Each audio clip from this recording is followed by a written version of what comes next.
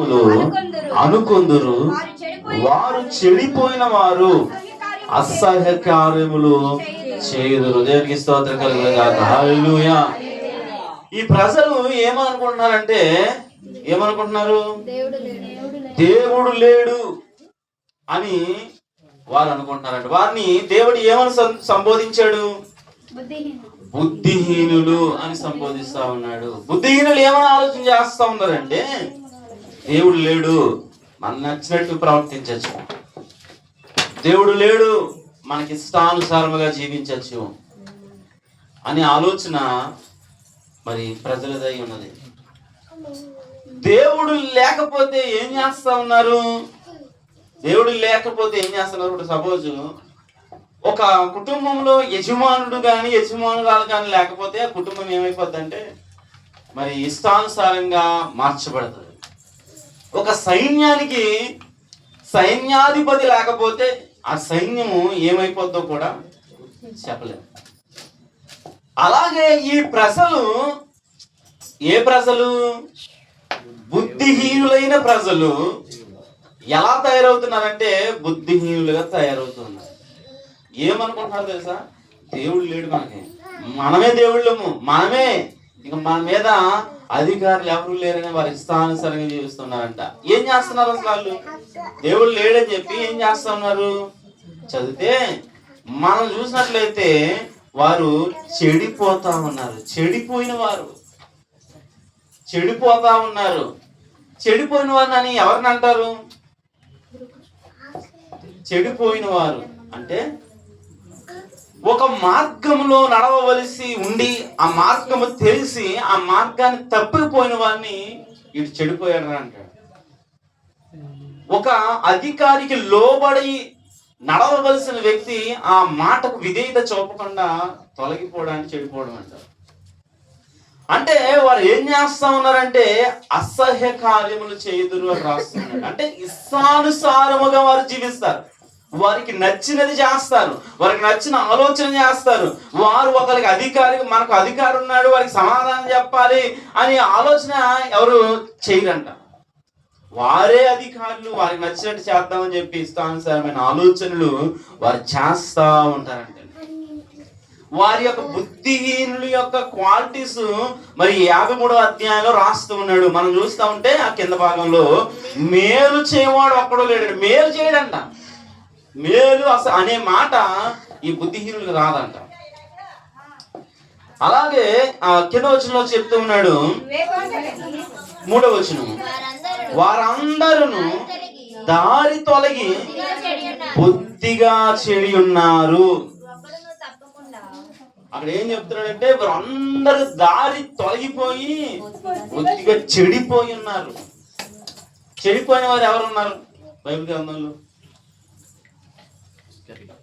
చెడిపోయిన వారు ఎవరున్నారంటే ఎవరున్నారని ఇలా నిలుస్తున్నారు.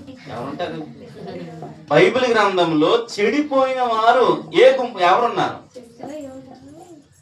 మనకి చాలా మంది కనిపిస్తారు, కానీ ఒక సైన్యాన్ని, ఒక గుంపుని మనం పరిశీలన చేస్తే దేవుడు ఉన్నారు, చాలా మంది ఉన్నారు. నేను చెప్పేది మీరు చెప్పట్లేదు కాబట్టి నేను స్కిప్ చేస్తున్నాను. నేను చెప్పింది మీరు చెప్పారు వెంటనే అంతే దేవుని స్తోత్రం అంట. మీరు స్కిప్ చేస్తా, మీరు తప్పులు నేను అనుకున్నది చెప్పట్లేదు కాబట్టి నేను ముందుకు వెళ్తున్నాను. మనం చూస్తూ ఉంటాము, ఆది కాండము 18వ అధ్యాయంలోకి ఒకసారి వెళ్తే, ఆది కాండము 18వ అధ్యాయంలోకి వెళ్తే కనబడతారంట. అక్కడ 18వ అధ్యాయంలోకి వచ్చి 20వ వచనాన్ని చదువుతాం. మరియు యెహోవా సొదొమ గొమొర్రాలను గూర్చిన మర గొప్పది కనుకను వాటి పాపము బహుభారమైనది కనుకను నేను దిగిపోయి నా యొద్దకు వచ్చిన ఆ మొర చొప్పుననే వారు సంపూర్ణముగా చేసిరో లేదో చూచెదను. చేయని ఎడల నేను తెలుసుకొందునను. ఆ మనుషులు అక్కడ నుండి తిరిగి సొదొమ వైపుగా వెళ్ళిరి. అబ్రహాము ఇంకా యెహోవా సన్నిధిని నిలుచుండెను.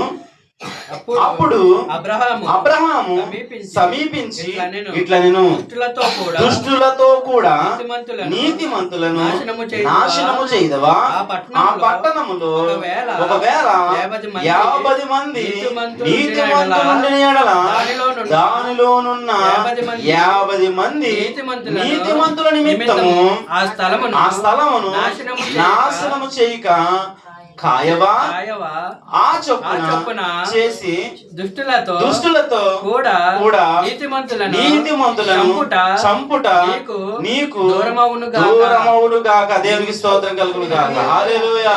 ఇప్పుడు ఎవరు కనిపిస్తా ఉన్నారు? సొదొమ గొమొర్రా పట్టణ ప్రజలు. వాళ్ళ గురించి దేవునికి ఒక లెటర్ వెళ్ళిందంట. ఏమని వెళ్ళిందంటే, ఇదిగో ఈ సొదొమ గొమొర్రా ప్రజలు చాలా ఘోరమైన ప్రజలు, వారు బుద్ధిహీనులు, వారు మేలు చేసేవారు కాదు, మేలుకు ప్రతిగా కీడు చేస్తా ఉన్నారు. ఇలాంటి భయంకరమైన ప్రజలను ఒకసారి దృష్టించు ప్రభు అనే ఆలోచన దేవుని సన్నిధికి వచ్చిందంట. ఆయన అది నిజమో కాదో నేను పరిశీలన చేసేది. నేను ప్రయాణం చేసి ఆ ప్రాంతానికి వెళ్తే ఒకవేళ నిజమైతే ఏంటి పరిస్థితి అంటే, ఆ దేశాన్ని నేను నాశనం చేస్తానని దేవుడు అన్నాడు. ఇక్కడ దేవునికి అదే రీతిగా అబ్రహాం గురించి చిన్న డిస్కషన్ జరుగుతూ ఉంది. ఏంటంటే, అయ్యా మరి అక్కడ ఒకవేళ అంత జనాంగంలో 50 మంది నీతిమంతులు ఉంటే నీతిమంతులను కూడా నాశనం చేసేస్తావంటే దేవుడు అంటాడు, అయ్యా 50 మందిని ఉంటే 50 మందినే కాదు ఆ దేశాన్ని విడిచిపెడేస్తావంటే మరలా ఆ అబ్రహాము 30 మంది 20 మంది 10 మంది ఇలా బ్రతుకులు ఆడుతూ ఉంటాడు. మొత్తానికి ఏమైందంటే ఆ సొదొమ గొమొర్రా అగ్ని గంధకాల చేత నాశనం అయినట్లుగా మనం చూస్తా ఉన్నాం. అంటే ఏమవుతుందంటే ఆ ప్రజలు బుద్ధిహీనులుగా జీవిస్తా ఉన్నారు. దేవుడు వారిని పరిశీలించే సమయానికి వచ్చినప్పటికీ వారి యొక్క ఆలోచనలు ఎలా ఉన్నాయంటే బుద్ధిహీనముగా ఉన్నాయి, భయంకరముగా ఉన్నాయి. కాబట్టే ఆ సొదొమ గొమొర్రా పట్టణాన్ని దేవుడు నాశనం చేసిన వైనాన్ని మనం చూస్తా ఉన్నాం. కాబట్టి మనం తెలుసుకోవలసిన విషయం ఏమిటంటే, ఇక్కడ దేవుని వాక్యము 53వ అధ్యాయంలో ఏమని సెలవిస్తుందంటే, బుద్ధిహీనులుగా ఒకవేళ మీరుంటే, బుద్ధిహీనుల యొక్క ఆలోచన మీలో కనుక ఉంటే, బుద్ధిహీనుల తలంపులు కనుక నీలో ఉంటే ఈ రోజు నువ్వు సరి చేసుకోవాలని దేవుని వాక్యం మనతో మాట్లాడుతూ తెలియజేస్తాం. కొన్ని సందర్భాల్లో మన ఆలోచనలు మారిపోతుంటాయి, మన తలంపులు మారిపోతుంటాయి, మన క్రియలు మారిపోతుంటాయి. ఎక్కడైనా దేవుని గాయాలు రేపు అవకాశాలు ఉంటాయి. కాబట్టి మనం సరి చేసుకోవాలనే విషయాన్ని బట్టి దేవుడు ఈ దినం ఈ మాటలు తెలియజేస్తున్నాడు. దేవుడు అంట అక్కడ పరిశీలన చేస్తా ఉన్నాడు. 2వ వచనంలో మనం చూస్తే వివేకము కలిగి దేవుని వెతకువారు కలవారు ఉన్నారేమో. దేవుడు ఆకాశము నుండి చూచి నరులను పరిశీలన చేస్తా ఉన్నాడు. నరులను పరిశీలన చేస్తున్నాడు వివేకముతో, ఒకవేళ జ్ఞానముతో. దేవుడు నాకు కావాలని ఆశతో ఎవరైనా దేవుని వెతుకుతారేమో. దేవుణ్ణి ఆరాధించాలి, దేవుని సన్నిధికి రావాలి, దేవునితో నేను జీవించాలి, ఆయనతో నాకు సహవాసం కావాలి, ఆయనతో నేను కలిసి జీవించాలి, ఆయన తప్ప నాకు మరొకరు లేరు అని నా కొరకు ఎవరైనా ఎదుగుతారేమో అని ఆయన పరిశీలన చేస్తూ ఉన్నాడంటే, పరిశీలన చేస్తూ ఉంటే ఆయన ఒక సందర్భంలో ఒక మాట చెప్పాడు. ఆయనకి ఎవరు కనపడ్డారంటే ఆదికాండం 6వ అధ్యాయంలోకి వద్దాం సార్. 6వ అధ్యాయం 6వ వచనం. తాను భూమి మీద 5వ వచనం చదువుతాం. నరులు చెడుతనము భూమి మీద గొప్పదనియు వారి హృదయము యొక్క తలంపులలోని ఊహాంతయు ఎల్లప్పుడు కేవలము చెడ్డదనియు యెహోవా చూచి తాను భూమి మీద నరులను చేసినందుకు యెహోవా సంతాపము నొంది తన హృదయములో నొచ్చుకొనెను. ఆయన పరిశీలన చేస్తే ఆయనకి ఇలాంటి గుంపుడు కనబడ్డదంట. సొదొమ గొమొర్రా లాంటి గుంపు. నరులను ఎందుకు కలుగు చేశానా అని సంతాపపడే పరిస్థితికి వెళ్ళిపోయింది. కొన్ని సందర్భాల్లో వీళ్ళకి ఎందుకు నేను మేలు చేశానా అనే సందర్భాల్లో మనం కూడా ఉంటూ ఉంటాం. కాబట్టి ఇక్కడ దేవుడు కూడా వీళ్ళని ఎందుకు కలుగు చేశాను, వీళ్ళకి ఎందుకు నేను సహాయం చేస్తున్నాను, వీళ్ళకి ఎందుకు నేను ఆదరణగా ఉన్నాను అని సంతాపపడే పరిస్థితి ఒకవేళ మన వలన దేవుడికి కలిగిందేమో ఒకసారి పరిశీలన చేసుకోవాలి. నా ఈ వీరినా నేను బ్రతికిస్తున్నది, వీరిక లేమిలో నుంచి ఉన్నతమైన స్థితి తీసుకొచ్చినది. గత దినము నా జీవితం భయంకరము, ఇప్పుడు ఒక శ్రేష్టమైన జీవితాన్ని వీళ్ళకి ఇచ్చాను, ఇలాంటి వాళ్ళగా నేను ఇచ్చానని దేవుడు సంతాపపడే పరిస్థితి మన వలన దేవుడికి రాకూడదని దేవుని వాక్యం మనకు తెలియజేస్తుంది. ఈ రోజు నువ్వు పరిశీలన చేయవలసిన విషయం ఏంటంటే, ఈ 53వ అధ్యాయంలో మనకు తెలియజేస్తున్న కొన్ని విషయాలు ఏమైనా ఉన్నాయంటే, బుద్ధిహీనులుగా మనం ఉండకూడదండి. వివేకము కలిగి దేవుని వెతికే వారంగా ఉండాలి. నీవు ప్రతిదినము దేవుణ్ణి వెతికే వ్యక్తిగా ఉండాలి. ప్రతిదినము ఆయనతో సహవాసం కలిగే వ్యక్తిగా ఉండాలి. ప్రతిదినము ఆయనతో నీకు ఒక సంబంధం కలిగిన వ్యక్తిగా ఉండాలి. అది దేవుడు ఆశిస్తున్నాడు. నాతో ఎవరైనా మాట్లాడతారేమో అని వెతుకుతున్నాడంట. నాతో ఎవరైనా సహవాసం కలిగి జీవిస్తారేమో అని దేవుడు వెతుకుతా ఉన్నాడంట. ఓ రోజు దేవుడు మరి ఏదైనా తోట వచ్చి దేవుడిని ఎదుగుతా ఉన్నాడంట. ఆదాము ఎక్కడ, అవ్వ ఎక్కడ అంటే, ఆదాము అవ్వలు అప్పటికే తెలివి మీరిపోయారు. అప్పటి వరకు దేవుడు వచ్చేటప్పటికి అవ్వ ఆదాములు దేవుడి కొరకు ఎదురు చూస్తూ ఉండేవారు. అయ్యా ఎప్పుడు వస్తాడు ప్రభు ఎప్పుడు వస్తాడని చెప్పి దేవుడు రాగానే ఆదాము అనగానే అయ్యా ఇక్కడ సిద్ధంగా ఉన్నాం చెప్పండి అయ్యా అంటే రండి అని చెప్పి వారితో మాట్లాడేవాడు. కానీ ఒక సమయానికి వచ్చేటప్పటికి అయ్యా అని ఆదాముని పిలిచేటప్పటికి ఆదాము లేడు, దాక్కున్నాడు. అవ్వ లేదు, దాక్కుంది. ఏంటి మీరు ఎక్కడ కనపడలేదంటే, అయ్యా మాకు వస్త్రాలు లేవు, మేము దాక్కున్నా, నువ్వు వచ్చావు, నీ మొహం చూపించుకోలేకపోతావు. ఎందుకు అంటే మేము బుద్ధిహీనులుగా మార్చబడిపోయాం ప్రభు అని. బుద్ధిహీనులుగా మార్చబడిపోయారు. అప్పటి వరకు వారి తెలివి దేవుని సన్నిధిలోనే, దేవుని సహవాసంతోనే, దేవుడితోనే వారి జీవితము. ఆ వారి జీవితంలో బుద్ధిహీనత ఎప్పుడైతే వచ్చిందో, బుద్ధిహీనులు ఎప్పుడైతే మార్చబడ్డారో, దేవుడి సహవాసాన్ని కోల్పోయారు, దేవుణ్ణే కోల్పోయారు. అందుకే దేవుడు బాధపడుతున్నాడు, ఇవాళ ఎందుకు కలుగు చేశాను. ఈరోజు ఒకవేళ దేవుడు అదే మాట నీతో అన్నాడు, నీ కొరకు అన్నాడు, ఈమెను ఎందుకు కలిగి చేశాను, ఇతను ఎందుకు కలిగి చేశాను, వీరికనే సహాయం చేస్తుంది, వీళ్ళనే బ్రతికిస్తుంది, వీరికనే ఆధారంగా ఉంది, వీరి నా పెంట కుప్పల నుంచి నేను లేవనెత్తింది అని దేవుడు ఒకవేళ నీ గురించి బాధపడుతూ ఉంటే దానికి ఏం సమాధానం చెప్తాను. ఈరోజు మనము పరిశీలన చేసుకోవాల్సిన వారు మేడం, ఎక్కడ తప్పిపోతున్నాము, ఎక్కడ బుద్ధిహీనులుగా ఆలోచన చేస్తున్నాము, దేవుని వెతకట్లేదేమో, దేవుడు మనం పరిశీలించే సమయానికి ఆయన్ని సహవాసం వరకు ఎదిగే వారంగా ఉండట్లేదేమో మనం ఆలోచన చేయాలి. ఒకవేళ బుద్ధిహీనులుగా ఉంటే దేవుడు మనల్ని సహించడు అనే విషయాన్ని బట్టి దేవుడు మనకు తెలియజేస్తున్నాడు.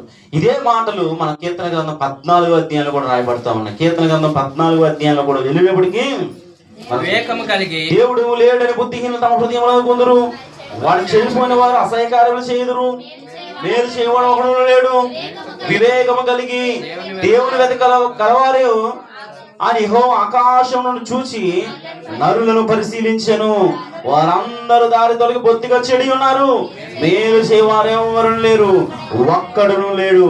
యెహోవాకు ప్రార్థన చేయక ఆహారము మృంగునట్లు నా ప్రజలను మృంగుచు, పాపము చేయు వారందరికీ తెలివి లేదా, పాపము చేయువారు బహుగా భయపడుదురు. ఎందుకని అక్కడంటే నీతిమంతుల పక్షాన యెహోవా అంటాడు. అంతే, నీతిగా జీవించేవారి పక్షాన దేవుడు అంటాడు. అందుకే పాపం చేసేవారు భయపడతారని చెప్తున్నాడు. ఈరోజు మనం తెలుసు విషయం ఏంటంటే 4వ వచనంలో రాస్తున్నాడు, యెహోవాకు ప్రార్థన చేయక ప్రజలు ఏం చేస్తున్నారంటే పాపం చేస్తా ఉన్నారు. చాలా సింపుల్ చెప్తున్నాడు. ప్రార్థన మానేసి పాపం చేసే వారంగా మనం ఉంటున్నామా, ప్రార్థన చేసి ఆయనతో సహవాసం కలిగి ఉన్నామా? ఈరోజు మనం ఒక నిర్ణయంలోకి రావాలి. ఒకవేళ మనం ఎక్కడైనా ఆయనతో సహవాసాన్ని కోల్పోతున్నాము, ఎక్కడైనా బుద్ధిహీనులుగా మనం ఆలోచనలు చేస్తున్నామేమో. కొన్ని సందర్భాలు వస్తాయి, బుద్ధిహీన ఆలోచనలు వస్తూ ఉంటాయి, అవివేకపు మాటలు వస్తూ ఉంటాయి. అవి మనం సరి చేసుకుని ఒక సేవకుడు చెప్పాడు, నేను స్టేటస్ కూడా పెట్టాను, మీరు చూసారు లేదు, ఒక వ్యక్తి పడిపోవడం తప్పు కాదు, పడిన చోటన ఉండిపోవడం తప్ప. లోకంలో ఎక్కడో దిక్కున చిన్న తప్పు చేస్తాం, తప్పు చేయడం తప్పు కాదు, తప్పుని సరిదిద్దుకుని మరలా లేచి నువ్వు నిలబడడం గొప్పత. ఈరోజు ఒకవేళ నువ్వు ఎక్కడైనా తప్పిదం చేసి దేవుని గాయాలు రేపుతున్నావు, నువ్వు ఈరోజు సరి చేసుకుని ఇక నుంచి నీ జీవితాన్ని మరలా దేవునితో కట్టుకోగలిగితే, బుద్ధిహీనతలో నుంచి అవివేకములో నుంచి వివేకముగా జీవించి ఆయనతో సంబంధం కలిగి జీవిస్తే కనుక ధన్యుడు ధన్యురాలు. ఈరోజు ఒక నిర్ణయంలోకి నువ్వు రావాలని ప్రభువుని తెలియజేస్తే మాటలు ముగిస్తాను. దేవుడు మాటలు మన వెనుకలో దీవించి ఆశీర్వదించుగాక. ఆమేన్.